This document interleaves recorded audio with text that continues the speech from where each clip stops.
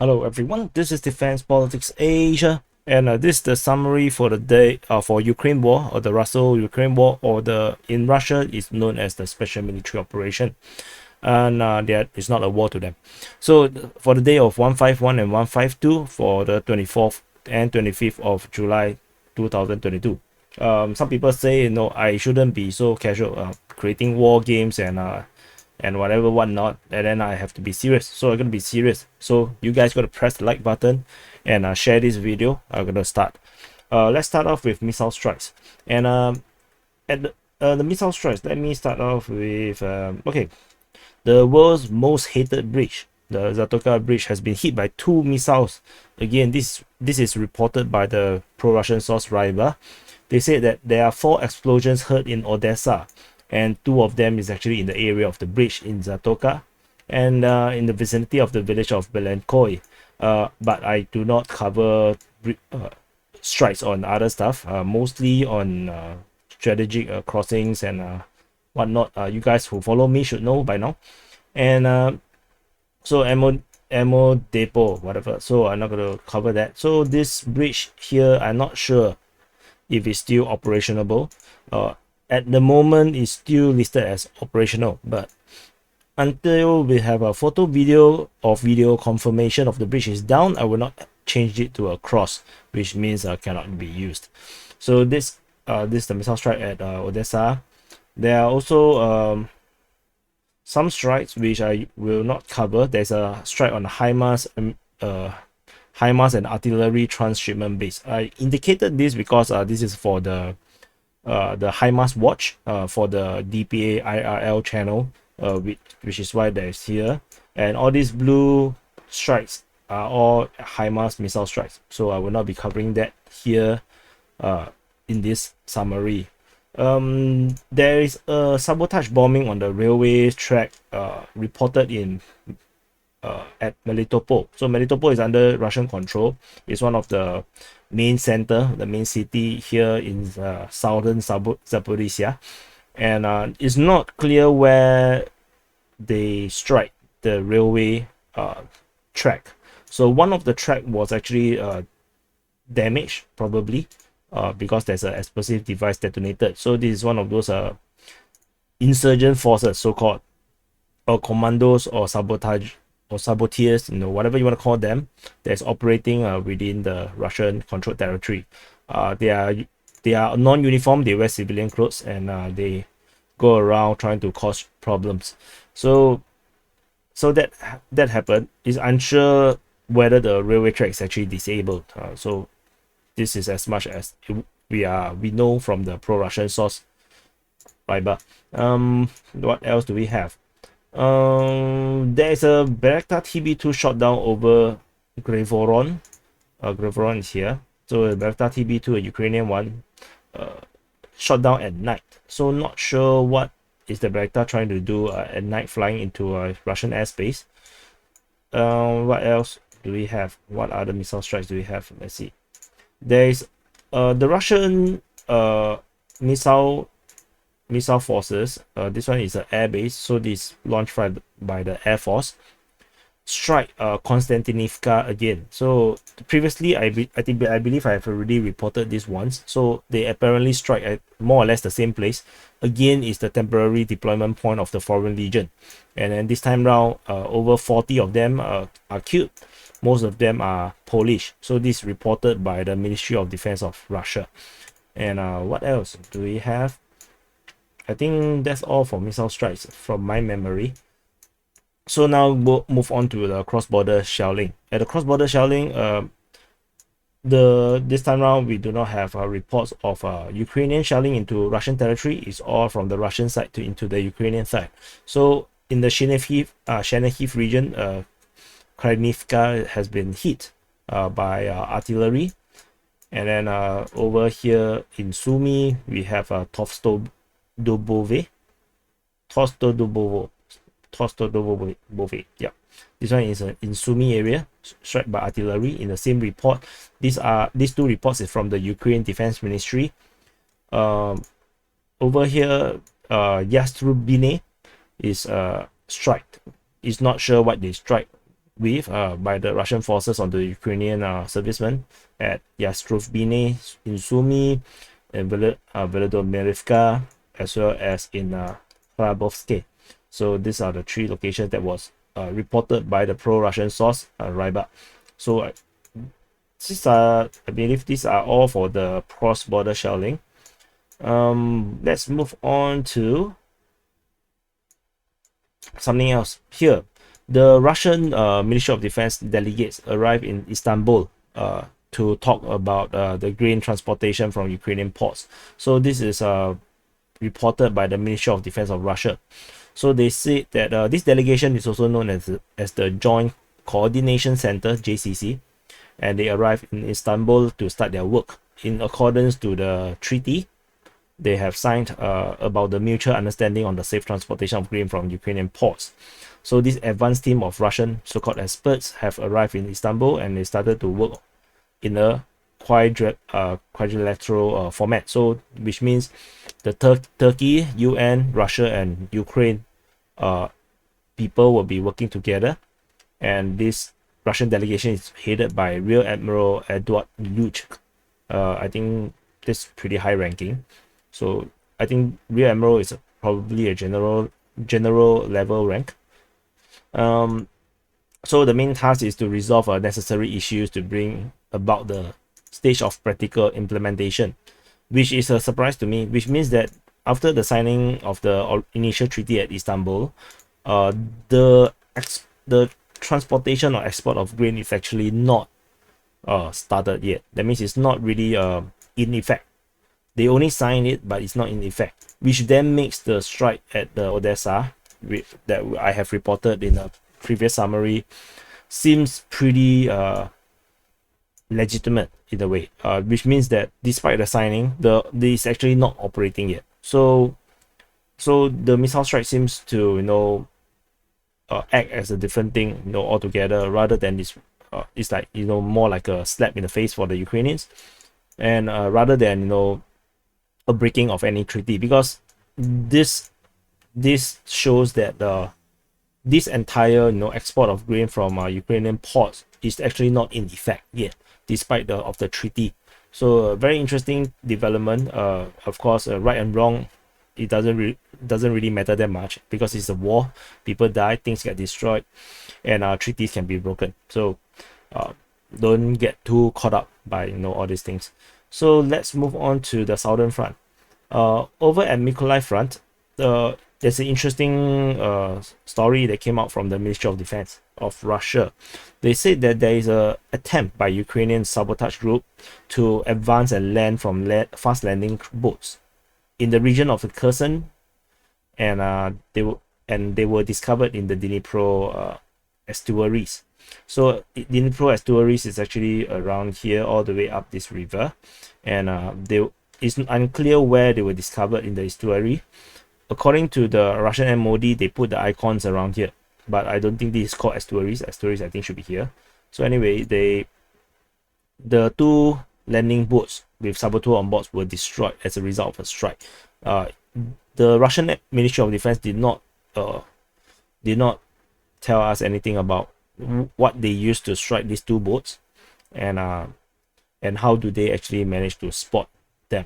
So we can take this with a pinch of salt, but probably have happened.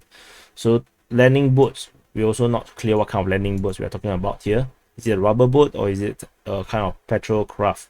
So a lot of questions about this. So let's wait and see if there's any images or videos coming out, but I don't think so. This is only reported by the Ministry of Defense. So if you have saw the DPA YouTube shorts, you probably know that the Antonovsky Bridge is currently being repaired by the Russian side, and they also lay a pontoon bridge across this river. For those that got very disturbed by the word tampon bridge, yeah, it's on purpose. It's just for fun. So it's tampon bridge, no, the pontoon bridge across here. So this act as a backup to the main bridge should it be struck again, so that everything will continue to flow across this region to Kherson unimpeded. So moving on to the battlefront, the Ukrainian have reported artillery strike in the location of Novoandriivka as well as Zaporizhzhia. So this actually go against the claims of the Russian MoD's map. So we have this confirmation, but I got a feeling that the Russian MoD map is likely to be more exaggerated. I don't. It's likely to be under Ukrainian control. It's more likely to be under Ukrainian control.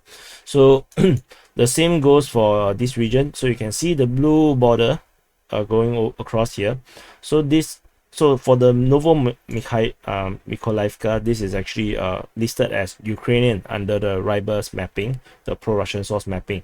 The other ones, all of this here, Partizanske, Volodymyrivka, Kaiserlivka, Khrinivka, as well as Performaiske, all these are reported as being shelled by Russian forces. So in these positions. So this also shows that this is likely to be under Ukrainian control. So I believe that there's very few reasons to doubt that these are actually Ukrainian, and I decided I will now make a judgment call to just push the Russian border south until Zasilia, as well as this Novoandriivka region here, just in case, so we can have some further verification to make sure that we can verify this. I think because ultimately the Russian mapping might be very vague, and a lot of these captures and locations is based on my observation of the way how it was plotted, and I actually able to identify where are the Russian lines and which are the towns that are being controlled based on the Russian MoD mapping. However, of course, that doesn't mean that that is accurate, and which is why we just indicate everything first, and then we can actually verify later. The interesting thing about the Russian MoD map is that maybe they realized that I started to map. No, I'm just joking. It's not possible that they are focusing. They actually care about me, but their map, they did not fix the map. I can show you. The map continues to be skewed. So you just look at this part. You can see the entire map is continued to be off. This entire Russian control area continued to be off by several kilometers, and the guy that is supposedly doing this thing did not seem to bother to fix it, to pull it back. So you can see the gap here from the border between Kherson and Crimea. This part, you can see this gap is the same. The entire thing got moved to the left, and they didn't seem to bother to fix it. And as such, I will no longer be able to reference the Russian Ministry of Defense map until they fix that. So I'm not going to do extra work just to track if they change anything, because if they do change the front line, they will have noticed that the entire polygon thing that they have drew is totally off. So if they did not fix that, then that means that I don't think they make any changes. So as such, I also going to make this change here to better reflect the most probable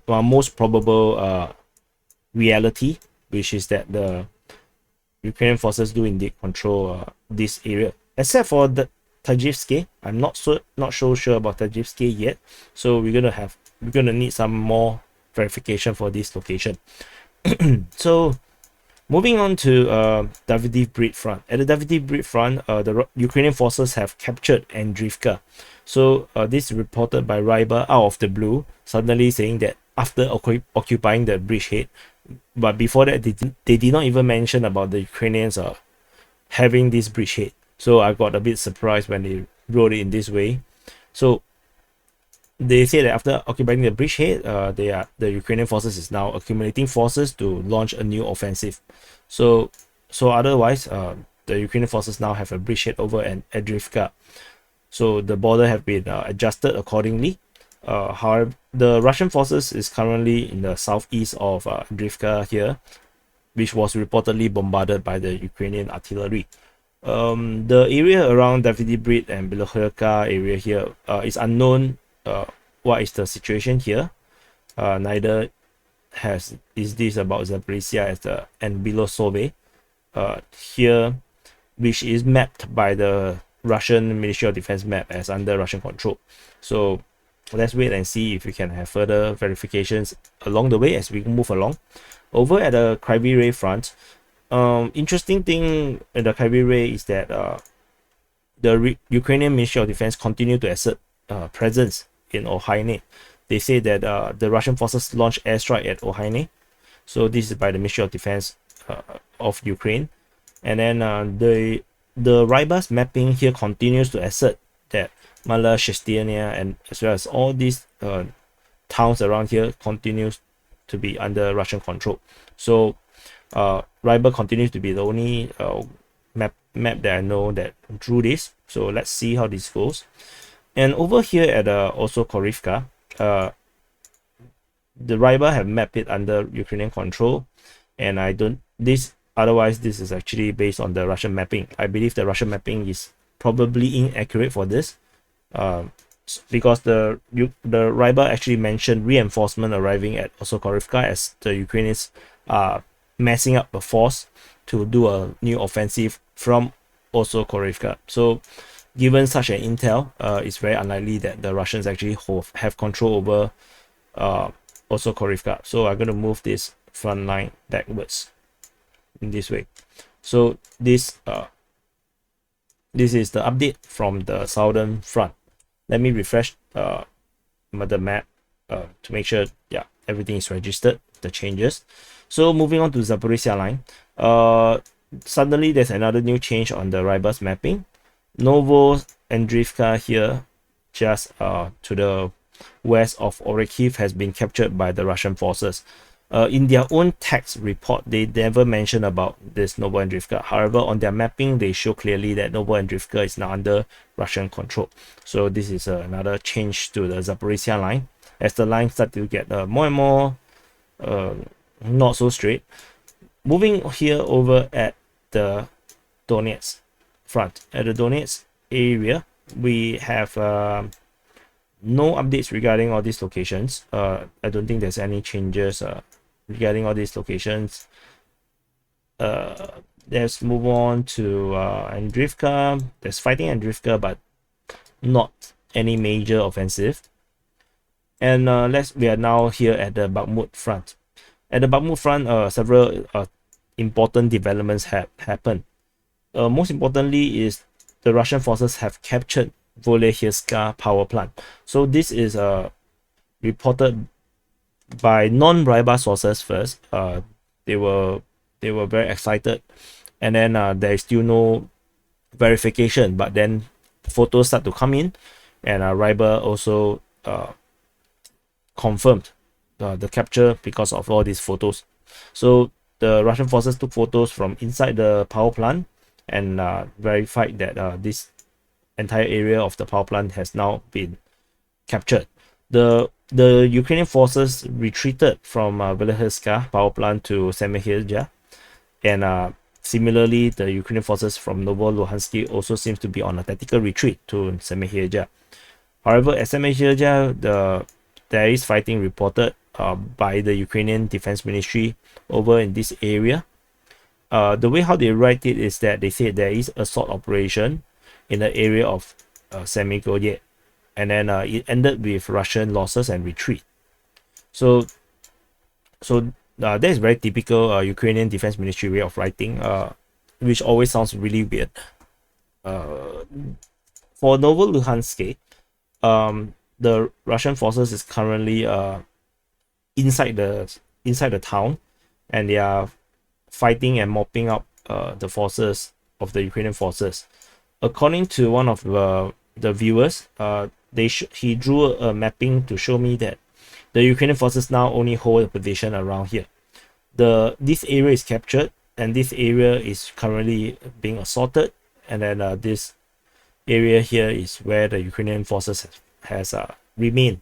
However, I don't think this reality will going to be continue for very long, because there is this encirclement that is might going to be happening, because the Russian forces that captured Vuhlehirska power plant can continue to push westward towards Zaporizhzhia and do this pincer on this small little town.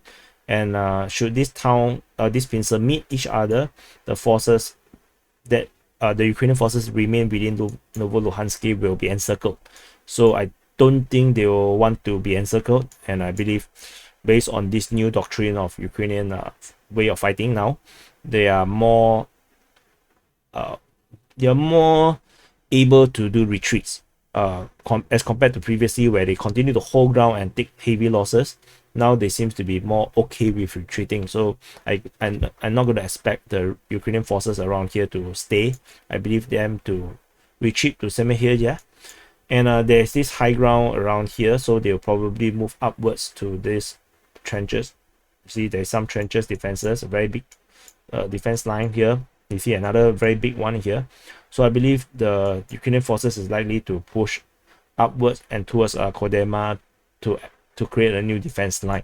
And it's definitely for sure that Kolyma is now heavily defended with new trenches that we are not seeing on this satellite image. So that will probably be the likely maneuver by the Ukrainian forces. Fighting continues to report at Vuhlehirska, and at Vuhlehirska, the last report was on the 25th of July, the last fighting. This is reported by the Ukraine Defense Ministry. What else do we have? Moving up north from Vuhlehirska, the Russian forces reportedly detachment of the Wagner private military contractors have captured the southern part of Pokrovske. They then move on to continue to push north, and they were fighting, within Pokrovske itself. The Ukrainian Defense Ministry acknowledged this operation. There is this assault operations in Pokrovske, and then they also acknowledge the fighting continues. And according to Ryba, they also report that the most intense fighting is going on in Pokrovske. And the latest information we get from Ryba is that the entire village of Pokrovske is actually now completely occupied by the assault detachment of the Wagner PMC, which in effect means that they have captured this location, this town of Pokrovske, which then opens up the path to assault directly on Bakhmut, or I believe the other name is Actimus or something like this in Russian. So there will be a direct road, but I don't think this is going to be so simple. I believe that all this area will be heavily fortified with entrenchment. Just look at this junction here. There is also an entrenchment from the previous years. So I believe that we are likely to see more entrenchment around this area defending the town. So it's not going to be fast. You're going to take some time. And all this looks like, there is some hills around this area as well. Moving up north, the Russian forces have launched an attack on Bakhmutske. So this is the first attack reported on Bakhmutske. The last reported was on the 24th of July. And then fighting continues in Soledar. And this is actually reported by the Ukraine Defense Ministry. So no breakthrough here, mainly more like attempt to go maybe around. That's why they are taking Bakhmutske, and maybe they can go around it, perhaps, to force some movement from the Ukrainian forces that's entrenched within Soledar. Moving up away, the last report of fighting at Vuhlehirska is 22nd, so there's no updates on Vuhlehirska. Fighting is now at Berestove. This is reported by the Ukraine Defense Ministry. And then there's also a very interesting report from the Ukraine Defense Ministry that there is fighting in the direction of Berestovo to Ivano-Darivka. So, which means that there is fighting in between these two towns. And the Ukrainian forces continue to hold Sperne, which is reported on the last report from the Ukraine Defense Ministry that there is enemy assault operation in the area of Sperne. And they successfully repulsed the enemy. And with this operation here, which could also mean that the Russians are actually trying to flank these forces here, and they actually do a pincer on Ivano-Darivka because they are fighting still at Ivano-Darivka. You can see that according to the Ukraine Defense Ministry, the direction is from here, Verkhny Kayamka, towards Ivano-Darivka. So it's in this direction they're fighting. So if there is a fighting here, that means they are doing a pincer on Ivano-Darivka, and the Ukrainian forces at Spurny is going to be encircled should they be not careful.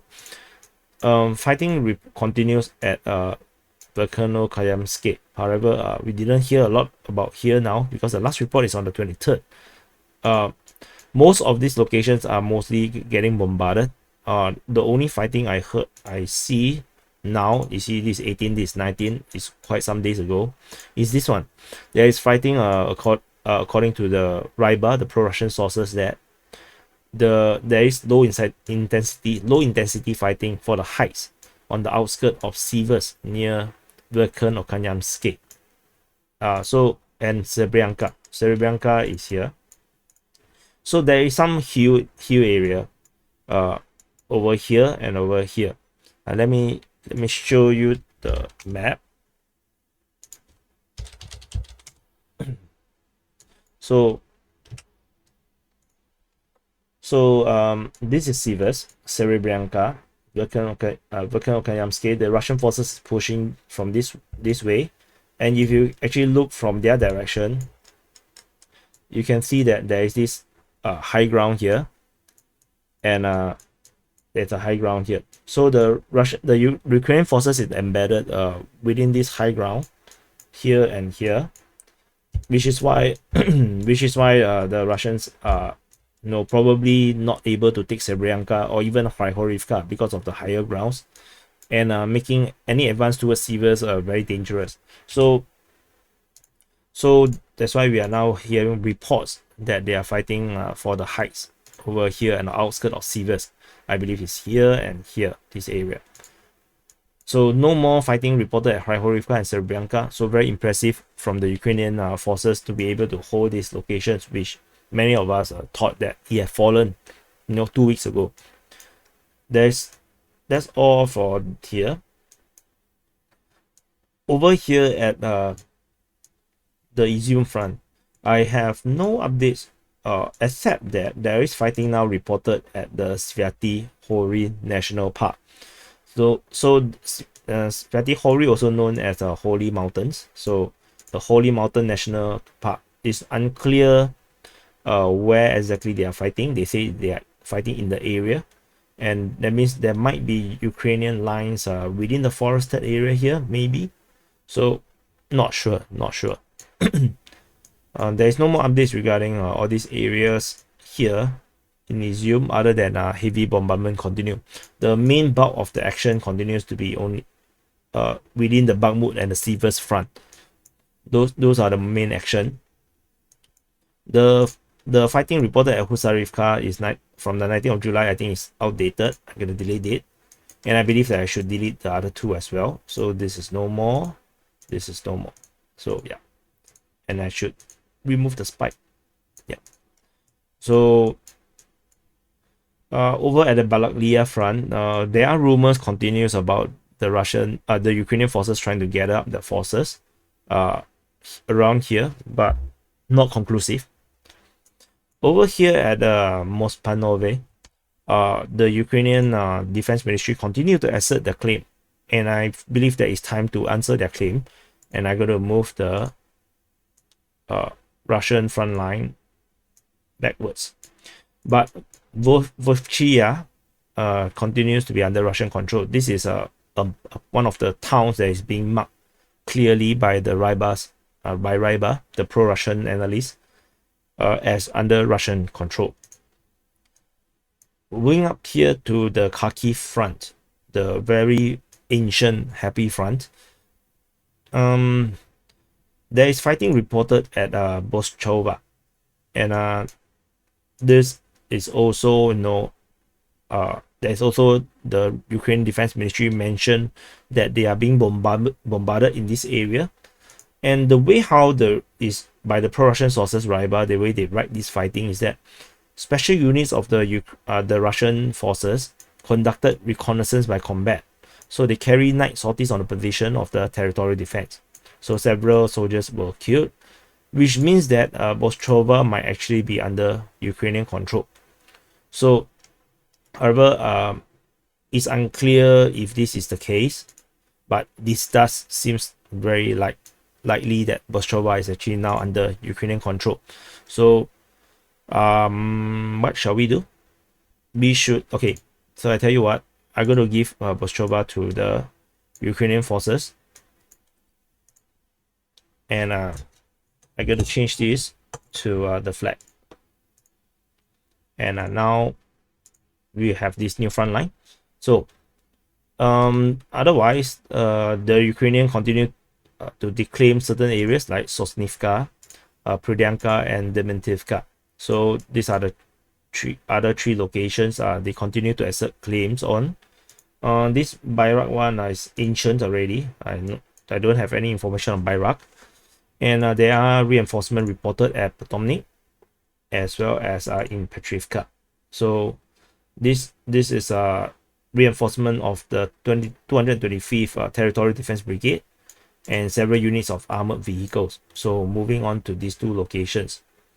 According to pro-Russian sources, they say that the Ukrainians are not preparing an offensive over Kharkiv. They are mainly preparing for a long-term defense. So all these reinforcements are just moving into positions to continue to defend against any possible offensive by the Russian side. The fighting at Udi has subsided. There's no more here, no more fighting there. So it looks like the offensive for Udi has failed for the Russian side. So that's how we would put it. Okay. So I think that's probably everything now.